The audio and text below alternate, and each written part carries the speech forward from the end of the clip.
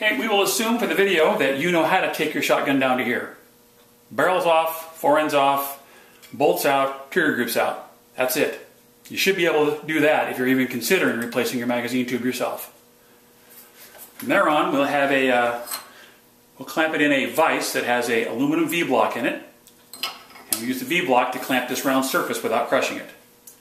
If you feel your magazine tube, you'll feel there's a thick section here, a thin section, and a thick section. Try to clamp the thick sections just to preserve the integrity of the tube for future use or for sale or whatever else you want to do with it. We're going to apply heat in this area to break the bond between the two pieces made by the Loctite. Right here is a little plastic gem. It's a bushing that keeps the rear of the fore end tight from rattling too much. So you don't want to heat that too much. Heat a little bit won't hurt it. Don't want to heat it too much. No use melting it. You like to preserve that for future use too. I'm going to use a heat gun. You could use your girlfriend or wife's hairdryer. You could use a torch. Apply a little liberal heat right there. It'll come loose. For video, this has already been taken off once, but I'll just go through the motions to show you what you have to do. Heat on. Localize the heat in this area. That's why I've assembled the receiver in the vise like this. Instead of trying to heat the top of the receiver, let's heat where it does the most good.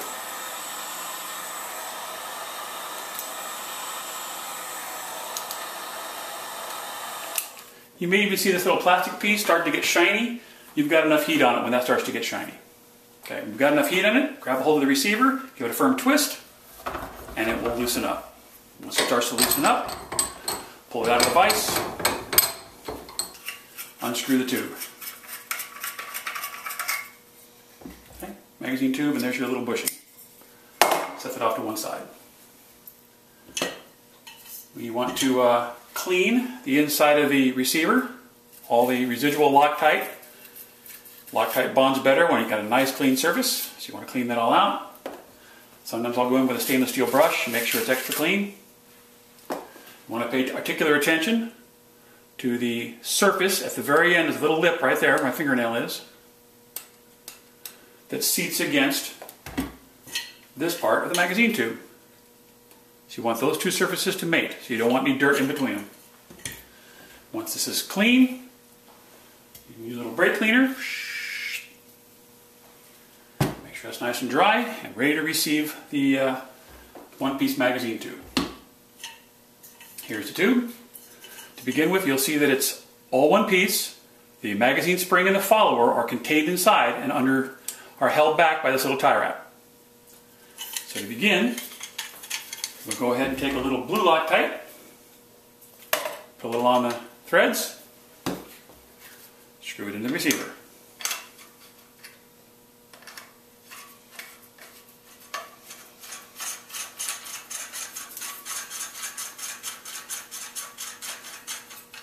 I usually give it a couple, 2 or 3 turns, up against the seat, and then one more time with a good firm twist. That's done. This silver piece is stainless steel, and it's a union between the receiver and the magazine tube. So both of them attach to this union. So at this point, you're going to want to back your magazine tube off just a little bit.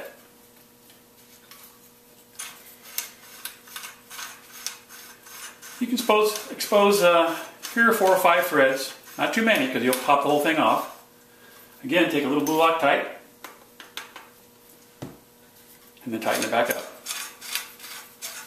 I tighten mine all the way down until it stops, so it's solid against the edge, just like that. It's loose, so you could, if you wanted to, make your logo show up. So you could back it off up to a half a turn to make your RCI X2 line up so you can see it from the side. I just assumed it was all tight and solid, so that's how I set mine up. At this point, you can go ahead and cut your tie wrap out of the way, and you'll hear the follower snap into place. Once you have with the follower in place, and for the most part, you're done. That's a one-piece tube installed. Spin off the barrel nut. I won't put the whole gun back together because, again, you should know how to put your shotgun back together. But I'll show you what it looks like when it's all together and how it looks. It's really clean installation.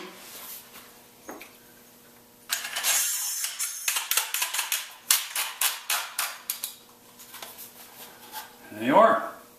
24-inch Spinelli, 10-round tube, extended choke tube. It holds 10 in 1. No seams, no clamps, no shifting of zero, no nothing. It's stronger, as light or lighter. It's the way to go. I love it. So that's why I did the video for Mark.